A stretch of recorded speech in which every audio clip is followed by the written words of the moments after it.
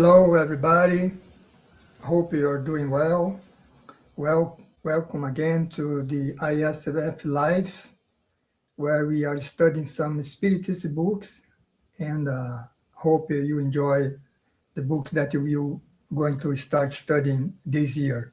But before that, let's and begin with our initial prayer. So let's elevate our thoughts and asking for the help and support from the spiritual benefactors. And then we will also ask Jesus to assist us in this presentation today so that the issue that we are going to discuss today will be well presented and well understood. And finally, we thank God for this opportunity of being here again. So be it.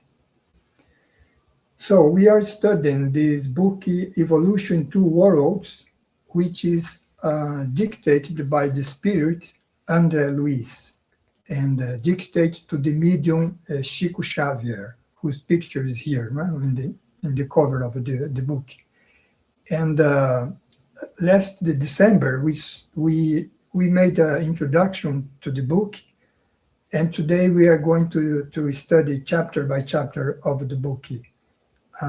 Before we start, I would only like to make a correction of something that I said last December when I was mentioning, I was giving an example of the state of the water, the solid state, the liquid and gaseous state. And I said that the difference between the states depends on the distance among the atoms of the water. So the correction is that it's not the distance among the atoms, but among the molecules of the water, okay? So then let's start this book, and by chapter 2, this book basically is about the spiritual body. Right? The spiritual body is the same as the perispirit, as we saw in December. So let's start talking about the spiritual body. We know from Kardec, from Allan Kardec, the codifier of spiritism, that we as human beings, we are let's say composed of the spirits. Then we have this physical body, and then as an intermediary between we as a spirit and our physical body, we have our perispirit, or the physical body, or the spiritual body, right? Perispirit or the spiritual body.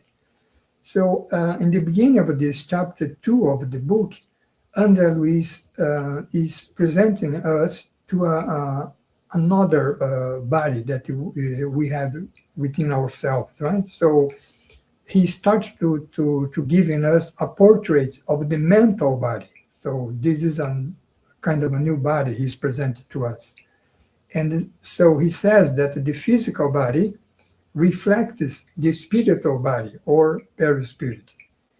And the spiritual body, by its turn, reflects the mental body. So we have this new body here, the mental body. And then he briefly explains that the mental body is the subtle envelope of the mind. Okay, so we always talk about our mind, well, through which we think, we have our rational thinking, and then the envelope of this mind, the subtle envelope. So you can imagine that the mental body, as the spiritual body, is not composed of a dense matter, right? But a subtle matter we call fluids. And then such mental body presides over the formation of the spiritual body, as well as the spiritual body, by its turn, presides the formation of the physical body. Okay, so this is the new information that the spirit André Luiz is giving us here, right? And then he says that the spiritual body is the living sanctuary in which we as spirits continues to manifest ourselves beyond the grave, meaning that after now, as we are incarnate, we have our physical body, which is visible, but we have also the spiritual body, which is here interlaced with our physical body, right? Then after we die, we leave here on earth our physical body and we go to the spiritual realm with our spiritual body, right? So that's why he says that we continue to manifest ourselves beyond the grave through our spiritual body, right? And such spiritual body, also as the mental body, is a subtle, extremely porous and pliable form, he says, right? Woven from dynamic resources. So kind of an electromagnetic network, okay? Not the electromagnetic as the physical one, but on another dimension. And it is a form, and as we says, the spiritual body is a form in whose contexture the cells in a different vibratory wavelength are distributed. So what he's saying here, he's telling us here, is that as we have our physical body composed of cells, our spiritual body are also composed of cells. So that's interesting because he's saying that we have cells in our physical body and we have cells in our spiritual body. Of course, in like as he says here, right, in the different vibratory wavelength. Of course, these cells are composed also of fluids, right, of subtle matter, not as with dense matter.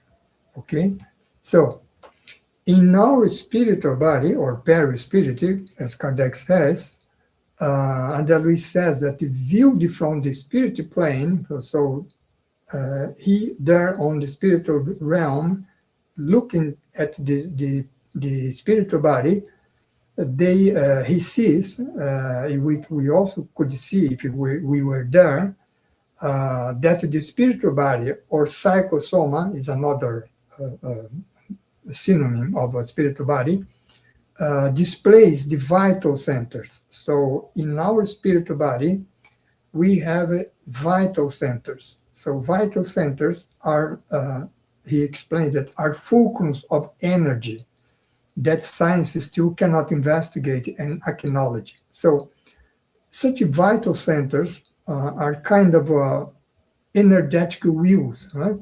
And in the spiritualism, basically in Hinduism, they call it chakras. Right?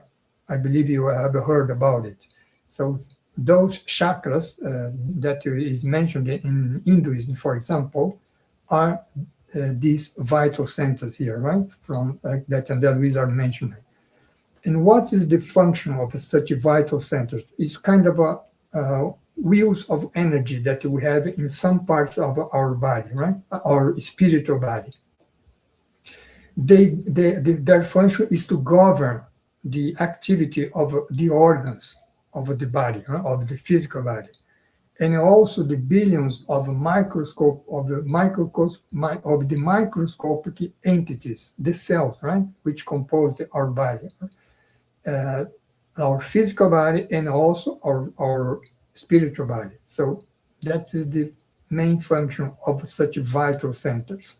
Basically, they absorb energies that come from food, from air, from the, let's say, the cosmic rays, and then distribute it and circulate in our spiritual body, okay, and then ensuring our health. So, and such control of the functional activity of our organs are done through basically 7 centers, right? Some say 7, some say 8 centers. Here we will see 7 centers. And this is the crown center, which is on the top of our head. This cerebral center, which is here before or in front of us. Then the throat center, the cardiac center related to our heart, this the splenic center related to our spleen, the gastric center related to our, let's say, the region of our stomach, intestine, and then the reproductive centers, which is related to our, let's say, sexual part, okay? So these are the 7 centers, and all these centers, according to the place that they are located, they control all the organs which are related to, which are near to them, right? Except the crown center, which have a general control of the whole body and also of the other centers, right? So that's why the crown center is, which is here on the top of our head, is the main center, and then all the other centers are secondary centers, which are, let's say, controlled by this crown center. Okay, so let's see something more about the crown center. Here are the vital center, right, or the chakra. You see here on the top of our head, we have the crown chakra or crown center, crown center. Then the cerebral, what Andrea Luis called the cerebral center, is the third eye chakra here. The throat center is the same here, throat chakra. The cardiac center here is the heart chakra. The gastric center is here, the solar plexus chakra. The reproductive center is the sacral chakra. And then here we have a difference. And then Luis talks about the splenic centers, which is on our spleen, right? And this figure here is on the left side. You here on the left side of the body of this image of this person here. Here is this splenic center, right? And instead of presenting the splenic center, this figure here presents the root chakra, the root center, which is on the base of our spine. Okay, so that's why I said that in some presentation we have 7 centers, in other we have 8 centers, right? Well, 8 centers when all the centers are presented. And then if we add here the splenic center, we would have 80 vital centers, okay? So that's just to have an idea of such vital centers. The main center, which is the crown center, is located in the central area of the brain. So I said on the top of our head, but basically is inside of our brain, right? Central area of the brain, which is the seat of the mind, right? And the function of this crown center it is to assimilate the stimuli from the higher plane. So that's why we say that the crown center is a spiritual center, and assimilates the stimuli from the higher plane and guides the form, movement, stability, organic metabolism, and conscious life of the incarnate or discarnate soul. Okay. And it also oversees, like I said, the other vital centers. And then the secondary centers they are interlaced in the psychosoma or spiritual body and the physical body through plexiform networks. So these plexiform networks are networks of the nervous system in our physical body, right? So meaning that the plexus, the nervous plexus that we have in our physical body are related to the vital centers, right? So that's why they are interlaced, as I said here. And the cerebral center has a decisive influence over the other centers also, right? So the crown center control any other center, and the cerebral center, although it is controlled by the crown center, it controls by its turn the other center, right? Because cerebral is something related here to the encephalic cortex, and Andrea Luis says here, right? So govern the encephalic cortex in the upholding of the senses, the activity of the endocrine glands, right? Which produce the hormones, right? And the nervous system from the sensory neurons, which allow us to to have the sensation, and to the effector cells, right? The effector cells are those that, let's say, receive the order from the mind and act, right? Just for example, to raise my hand. So this is an order which comes to my mind, and the effector cells follow, right? This order, and then my hand rise.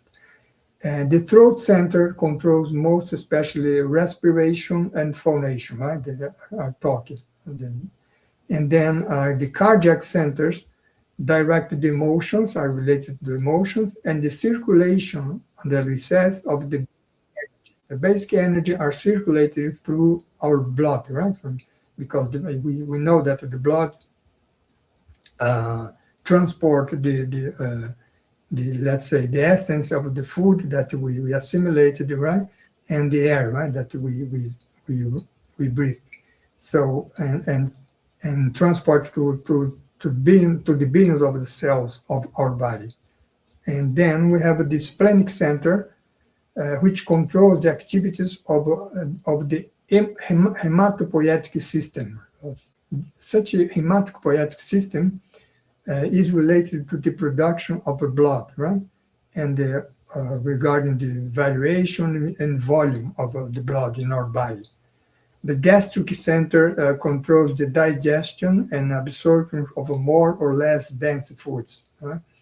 And the reproductive center guides the shaping of new human bodies related to reproduction, or providing stimuli for work, association, and accomplishment among souls. So in this case, providing creativity or art, for example, or a scientific work or philosophical work, or a religion theory, that's concept, let's say, is a kind of a sublimation of this, the reproductive or sexual energy, okay? So these are the centers that André Luiz presented us here, and all the functions that they have regarding the control of our physical organs in our body, okay? So the vital centers, besides controlling the organs, they also control the billions of the cells, which actually compose the many organs that we have in our body. And so that André says that under the automatic guidance of the soul, the vital centers imprint the ultimate specialization of the cells, right? Because we have cells that compose our heart, cells that compose our lungs, for example, our eyes. So the cells are specialized, and who imprint such a specialization is the spiritual body through the vital centers, right? So, for example, cells that produce calcium phosphate in carbonate for the formation of bones, for example, right? Cells that line the intestines, that form the intestine. Cells that perform complex chemical functions in the liver, right? And those that act as filters for the blood in the kidneys. So all these such specialization are commanded by the spiritual body through the vital centers, okay? According to that function that we just saw. Well, the cells that we have in our body, actually they are kind of individualized beings, right? For example, we have a unicellular being, which is the amoeba, and such amoeba requires its own environment. It requires nutrients to grow and reproduce. So likewise, the amoeba, the billion of cells that we have in our body that serve as our vehicle of expression, it composes the many organs that we have in our body, and they also require special substance, right? Water, oxygen, which are transported by the blood, like I said. And also they need channels of excretion, right? To multiply for the specific work, to multiply themselves, right? The cells and to do, let's say, the specific work we outline for them. So then we also know, right, that our blood transport the water, the oxygen, the substance from the food, and then the blood also get from each cell the excretion, right, from that cell, and then such excretion, the blood goes through our kidneys, and there, let's say, such excretion are filtrated, right, and then are eliminated from our body, right? So that's and you see a vision that we have of the many functions that the cells have in our body. Okay, so such vital centers can be exteriorized from our physical body. So, for example, we saw in a previous book, which was about regarding mediumship, we saw the mechanics of mediumship. Actually, the previous book, right, that we studied. There we have some presentation about the hypnosis, and we saw that in the hypnosis phenomenon, the spiritual body are exteriorized from our physical body. And if the spiritual body is exteriorized, the vital centers also are exteriorized because the vital centers are in the spiritual body. So then what Andrea Luisa explained here, that for example, during our ordinary sleep, if we are sick, for example, during the night, we spirits with our spiritual body, we can exteriorize from our physical body that remains there, let's say sleeping on the bed, and then we go to the spiritual realm, like I always say, always connected with a fluidic cord to the spiritual body, but we go with our spiritual body to the spiritual realm, and there discarnate doctors and nurses can help us, right, with our physical illnesses. So that's what Andrea Luis is saying here. And then there they induce the renewals and transformations in the behavior of the cells, right? Or of course, in the cells in the spiritual body, because we are there with our spiritual body. That's why he says, through interventions in the spiritual body, according to the law of merit, because such the beneficial interventions from the spiritual realm are only allowed if we deserve it, right? So, and then Andrea Luis says that in the future, such resources will be popularized in the medicine of the future, right? On the earthly medicine, right? So something that scientists still need to discover. So then what happens to the spiritual body, our spiritual body, after death, right? After death, our spiritual body undergoes some few fundamental transformation, and it happens on the gastric center, because on the spiritual realm we don't have to take dense food anymore, right? And so that's why there is some change in the gastric center because of the type of nourishment that we utilize there, right? And also in the there is some change in the reproductive center, because on the spiritual realm, the sexuality is done in a different way, right? So, for example, Andrea Luis says here, right? Love is sublimated in the communion of souls, in the divine marriage of their energy, right? So there is no sexual intercourse, for example, right, in the spiritual realm, but there is such a marriage of energies of the persons who love each other, right? So that's what he's saying here. The spiritual body evolves and refines, right, itself through the experience either on the earthly plane or on the spiritual realm, right? So that the spiritual body is always evolving.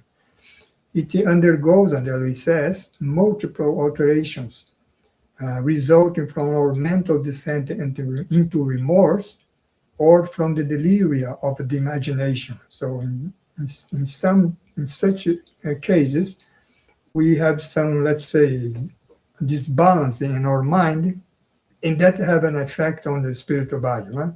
And so that such a situation are responsible, he says, for countless dysfunctions of the soul, then which have a consequence in our spiritual body and finally in our physical body, and then with illness, for example, right? So the spiritual body can also wear out in the spiritual realm and then recompile itself through reincarnation. So what is the situation where the spiritual realm can wear out? What wear out does means, right? So the point is that the spiritual body, the form of the spiritual body is the form of the human body. It's the same. The form is the same as of the human body, the spiritual body. But when the spirit, for example, is there on the spiritual realm and totally concentrating hate, for example, right, for someone else who he hates, right? He or she hates, right? In such case, it's his or her spiritual body can lose its human form, right, and then become kind of an ovoid, right? Become transformed in a form of something like an egg, right? So this is what André means here, to wear out, and so that to come back to the form of a human being on the spiritual body, this is done through reincarnation, right? According to the pre-existing mental mode. So remember that we said in the beginning, right? The mental body presides the formation of the spiritual body. So such a spirit that whose spiritual body was wear out in the spiritual realm, through reincarnation, such spiritual body can be reconstituted, right, in the form of a human being, according to the command of his or her mental mode, which is on his on his mind, okay, in his mental body. So that's what he's explaining here. And also, whenever we reincarnate, we are then on the spiritual realm, and we are going to reincarnate. Our spiritual body are reduced, right, in order to connect to the cell, the initial cell that will form our physical body. So that's why we say here that the spiritual body can reduce itself and then to be reconstituted once again in the womb, right, in the womb of our mother, for the recapitulation of necessary lessons and experiences, because we reincarnate to recapitulate the lessons that we need to learn, right? And the experiences that we must have in order to evolve as a spirit, to grow. So that's what we have to say about the spiritual body. And then the spiritual body, like we just saw, it evolves, right? So how such spiritual body evolves? So here's interesting, because to talk about the spiritual body, André Luiz needs to start by talking about the very beginning of life on Earth, right? So that's why he says that to have an accurate idea about the spiritual body, we must recall the very beginning of life on Earth, because we know that, for example, like you. We already saw today, right? Our physical body, our spiritual body, is composed of billions of cells, right?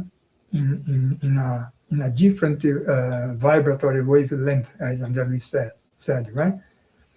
And then, but you see, each of those billions of cells are individuals, right? So they are also, we say, intelligent principles, which have, let's say, a physical body, because a cell has, right, has a physical body, right?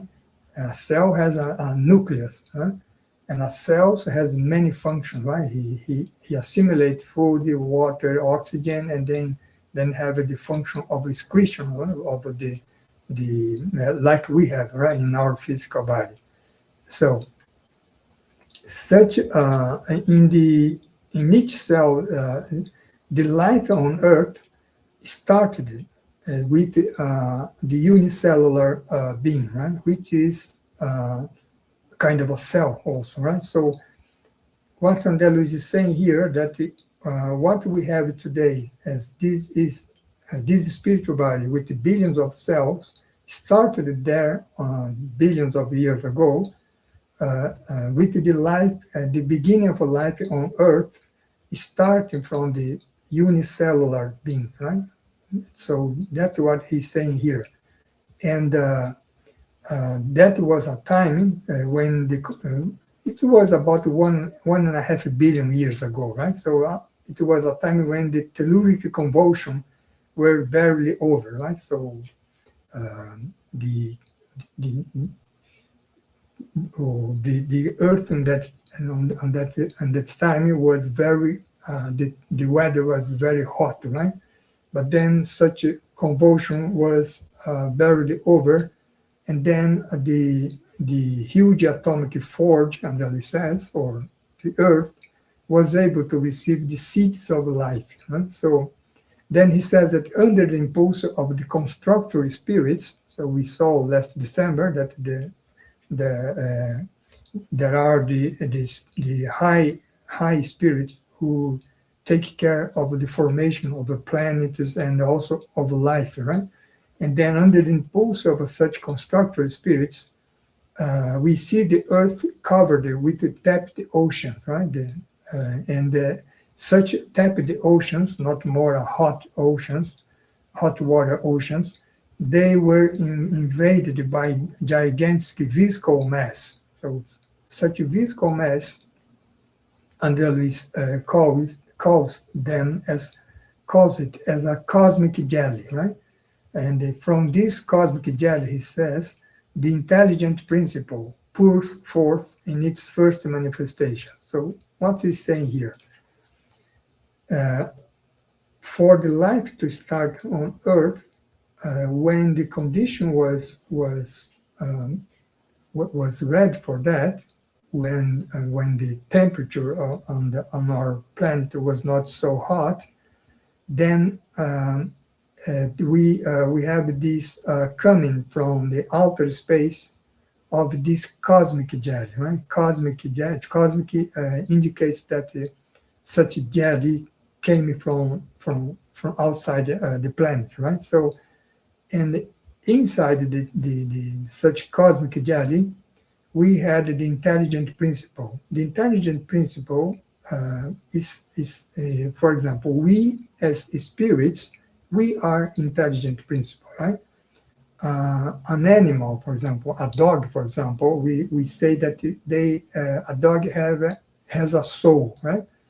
Such soul, such dog soul is also an intelligent principle, right? Each cell that we have from those billions of cells in our body, each cell has also an intelligent principle. Okay? So that's why there in the beginning, from such cosmic jelly, the intelligent principle, of course, here we must think about very simple beings. They were unicellular beings, starts to manifest, right? So that's what Andalus is saying here. You see that it's, then this such intelligent principle that Andalus also calls as celestial monads, molded over the millennia by the spirit workers, express themselves in the world. So celestial monads, a monad is something that is a unifier, right? An individual. So that's why the intelligent principle here, and there is called celestial monads, because such intelligent principles or monads came again from outside the earth, right? That's why he calls it celestial or cosmic in the case of a Jedi, right? So we start to explain. So what he's saying here is that the beginning of life on earth started with unicellular beings. Then after that, we see soon, after that, such unicellular beings uh, uh, aggregate themselves and compose the pluricellular beings. And then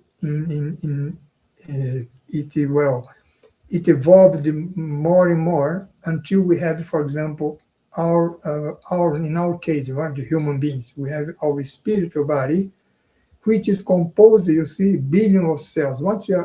What are billions of cells? Are billions of unicellular beings, right? So that is the connection, right, between the beginning of life on Earth and then our spiritual body that we have now, right? So the complexity,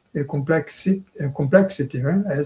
As such unicellular beings evolved through over the millennia, like Andali says here, molded by the spirit workers, right? All commanded by the spirit workers from the spiritual realm, right? So that's what he explained here. So if such unicellular beings evolved until to pluricellular beings, and then evolved more and more until we have this spiritual body, this complex spiritual body that we have today, it means that the intelligent principle, like I said, a unicellular being, is an intelligent principle who has, let's say, a kind of a physical body, which is the cell itself, and also such intelligent principle has a spiritual body.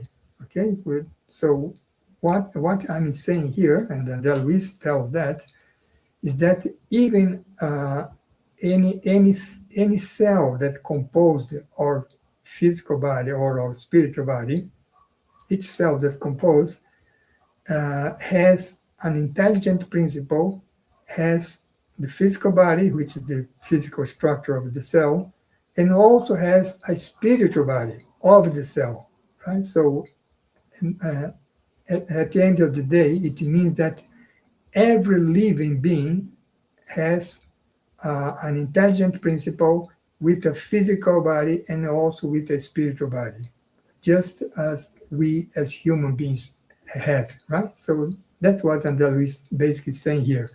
That's why we talk about the title of this chapter is spiritual body and evolution of the spiritual body, right? So because the spiritual body also evolves, and of course it evolves following the evolution of the intelligent principle, right? And also the physical body also evolves following the evolution of the spiritual body, right? So that's the situation here. So then what regarding the life, beginning of life on Earth? So first of all, the viruses appear, right, on Earth. And then, André says, with them, the principal building block of a life emerged, right? So the viruses provide a suitable environment for the primary monads. So the monads, which in the very beginning of life on Earth, right?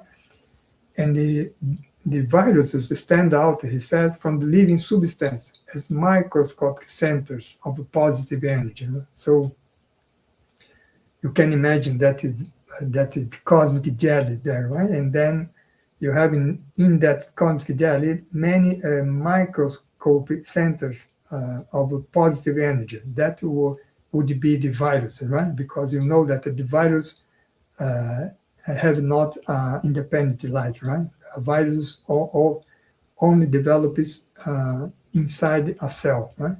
And then After the virus, then we have the rudimentary bacteria. Then the bacteria appears on Earth, right? And working on the minerals in the building of the soil. So the bacteria is already, let's say, an individual, right? An individualized unicellular being, right? And dividing themselves through asexual reproduction, right? And then they would be responsible in the future for the emergence of the plant kingdom at its start. So this is the sequence, right, of life on Earth: viruses, bacteria, and then we have the formation of algae. André Luiz said, right, the nearly invisible swimming algae, because all this life, of course, started on water, right, inside water, on the oceans. So such a nearly invisible swimming algae here we must also imagine as unicellular beings, right? It's not the algae as we see on the ocean today, right?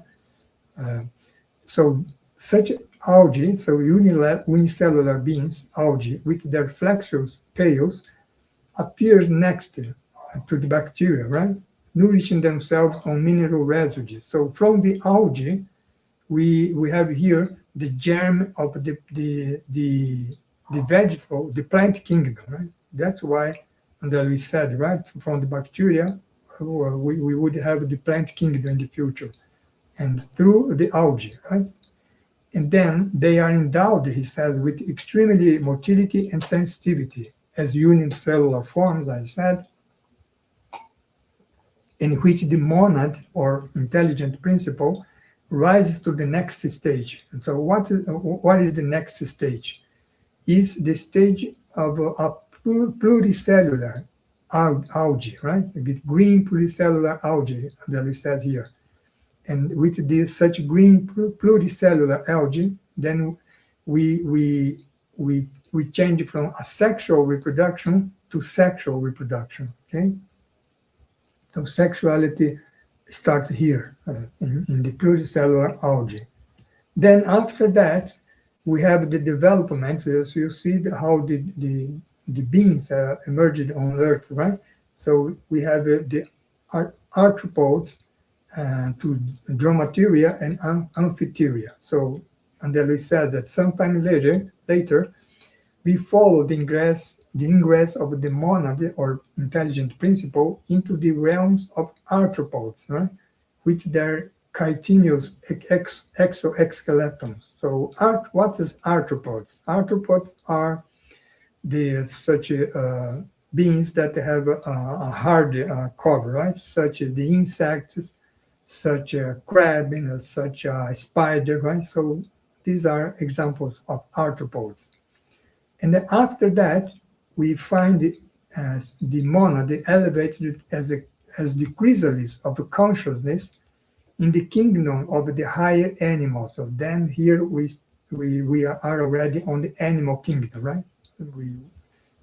So first we have the plant kingdom, then we have the animal kingdom. So that André says that continuing its progress, the spiritual principle acquires the rudiments of higher psychological reactions among the dromateria and amphitheria. What are the dromateria? They are the primitive reptiles, okay? And amphitheria are the primitive mammals, okay? So that is, we are seeing here the evolution of the living beings on Earth, right? And the evolution of such living beings are strictly connected with the evolution of the spiritual body. So it's not only the body of the living beings that are evolving here on Earth, right, through the millions of years, but also the spiritual body are involved, because as I saw in the beginning, the spiritual body that presides over the formation of the physical body. Well, if that happens, then it means that the spiritual body also must evolve, right? And the spiritual body evolves according to the evolution of the intelligent principle. So you see that all is connected, right? So And then we have the after the higher animals, we have this stage here where the monad or intelligent principle reaches the pithecanthropoid stage, right? Just after the human stage, in the quaternary period, right? Quaternary period is started 2 million years ago. So there, in that period, the monad assimilates the principles of organization, reproduction, memory, instinct, sensitivity, perception, and self-preservation. And after that, it finally enters, Anderle says, by means of a more completely acquired intelligence into the beginning phases of reasoning. So here we are closer to the human being stage, right? So that's what we are seeing here. So let's just take a look here. These are the periods, right? The geological time scale, and in the bottom here you have is the beginning of the formation of our planet, right? 4.6 billion years ago. And then we have, as you go above here, we have a more recent period, right? And here on the top you have the quaternary period, right? Which started 2.6 million years ago, where you have this kind of beings here, living beings here, right? Including the primitive human being here. So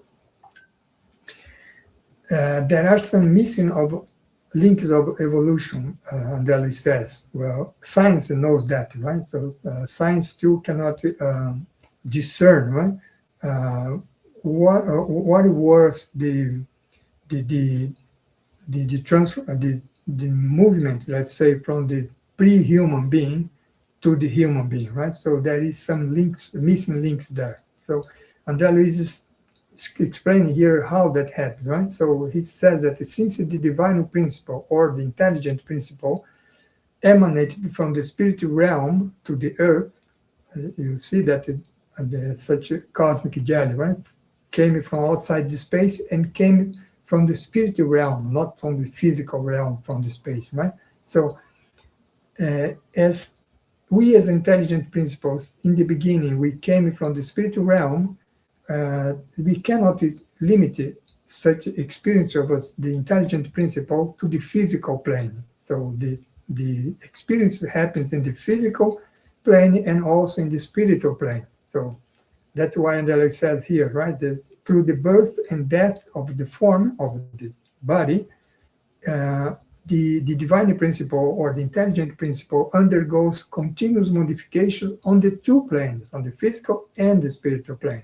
So that's why we have the missing links of evolution, right? Because part of our evolution, of our we as intelligent principle, and part of the evolution of our spiritual body happens on the spiritual plane. So that's why we have the missing links, right? That science cannot discover, right? So that Andrelli says here, right? So that many of the links of evolution have escaped the research of naturalists, because such links occurs in the spiritual realm, where naturalists cannot see, right? So they represent such links, stages of fragmentary consciousness in the extra-physical regions, in the spiritual realm, right?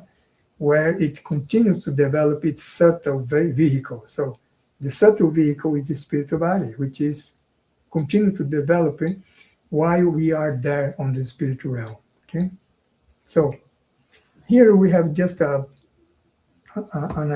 general idea what the evolution. Right, we have here on the top the Big Bang, when the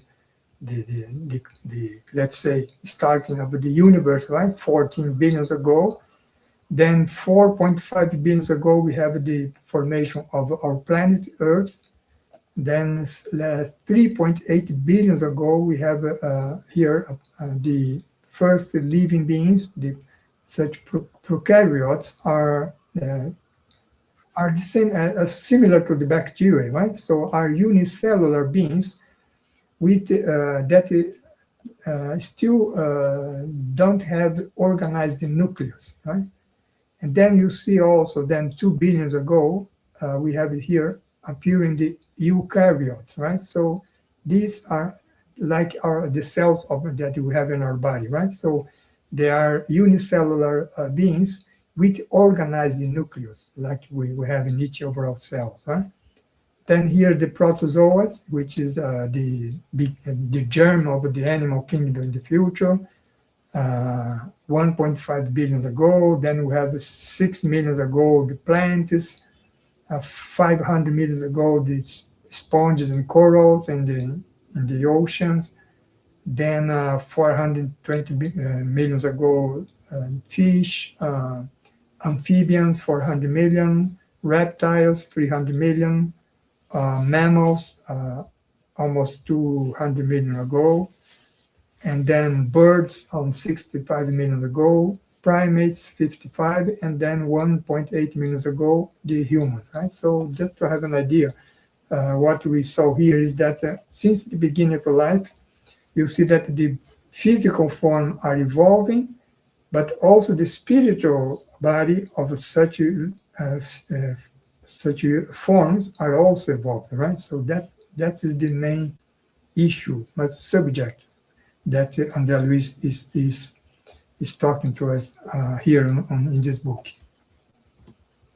So evolution in time, right? So here just a wrap up, right? Or what we saw.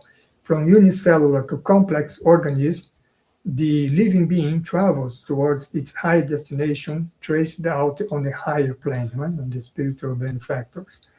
And to reach the age of reasoning, which is our condition here as human beings, the living being took no less than 1.5 billion years, right? Since the appearing of the first unicellular being, right? To arrive at the beginning of the quaternary period, like we saw, right? In such quaternary period, we have the elementary civilization of the Stone Age, right?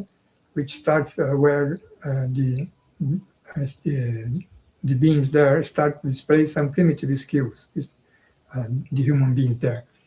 Then, since the civilization flourished 200 years ago, which is very small comparing to 1.5 billion, we can see, and Luis says, that how recent are the psychological knowledge that will habilitate our earthly conscience to ascend to cosmic consciousness, right? So we will continue to evolve, right? We are human beings now, but we will continue to evolve until we reach, for example, the condition of pure spirits, which are not human anymore, because a pure spirit does not have a physical body, for example. And then that's the condition, right? When we reach this stage of a cosmic pure spirit, we probably will have such cosmic consciousness, okay?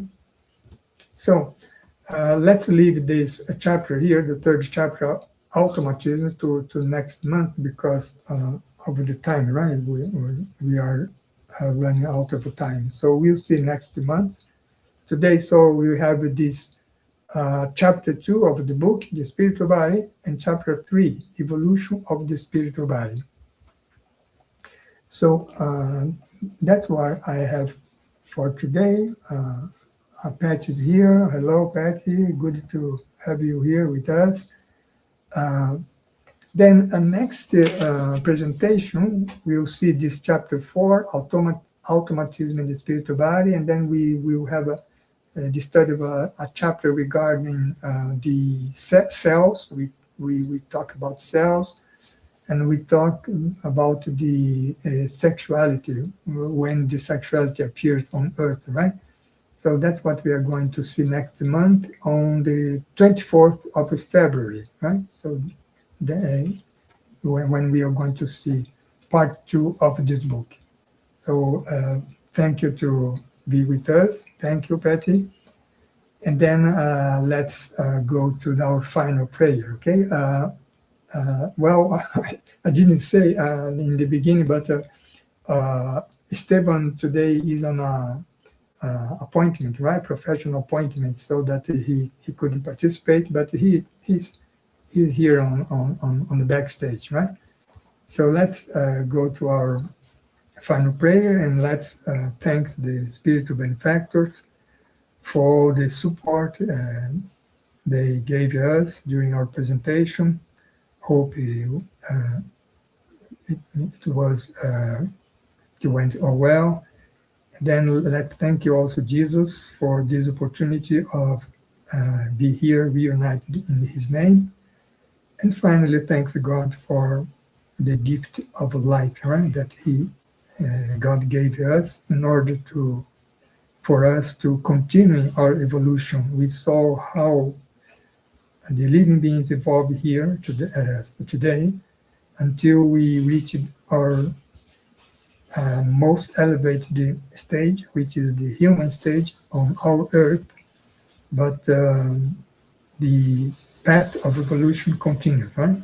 Actually, is infinite for all of us, spirits or intelligent beings, intelligent principles. So thanks to God again. So be it. So see you then next month. Thank you.